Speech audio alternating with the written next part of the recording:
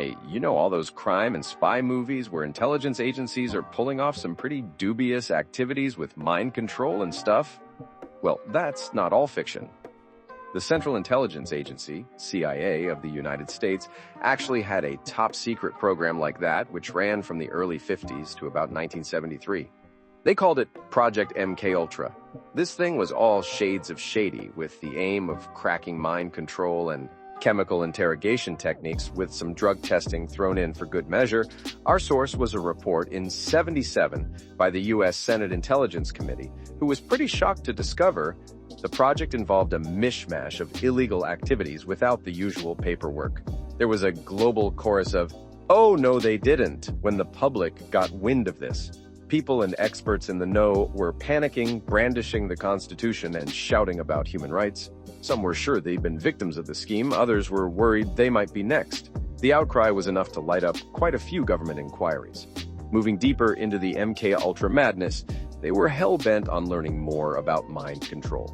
Just like in some dystopian flick, they used drugs, hypnosis, sensory deprivation, isolation, verbal and sexual abuse, as well as other forms of psychological torture. Think about Clockwork Orange, but on steroids. It got nasty, and it's not just drama. Thousands of folks, including public citizens, were subjects of these trials. A lot of it went down in universities, hospitals, and prisons, all with disguised names to keep the lid on. A wee bit Matrix, right? Shockingly, the head honchos were okay with outcasting the rule book.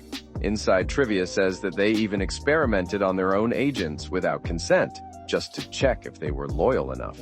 But when they almost got caught in the early 70s, they got wise and destroyed a chunk of their files, predictably. What did that leave us with? Well, those gone files meant nobody was sure of the depth of the rabbit hole. Declassified docs in a '75 gave us a glimpse into 149 subprojects involving hypnotism, LSD, marijuana, alcohol, and the purposefully poor installation of their own agents. Sounds like they were making sure they had all bases covered. But hard facts are pretty scarce because of the info massacre. Effects of MKUltra were far from minimal. A bioweapon specialist, Frank Olson, dropped dead in 1953 under suspicious circumstances after being unknowingly dosed with LSD. That was certainly no field day for his fam. There were scandals like the Human Ecology Fund, funneling CIA finances to scientific studies, and a whole tapestry of '60s counterculture involving Ken Kesey, the author of One Flew Over the Cuckoo's Nest, who took part in an MKUltra LSD experiment. Even after the official end, the narrative continued with newer versions, including Project Bluebird, Artichoke, and even one titled Often. All of them even turned whistleblowers' stomachs, proving just how deeply we ventured into the darkness. In a nutshell, they tried creating real-life Manchurian candidates, failed, and left a heap of people traumatized or even dead.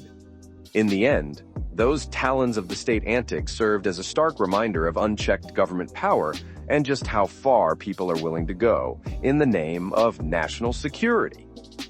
It's a story we ought not forget, which is ironic as mind control was kind of their endgame.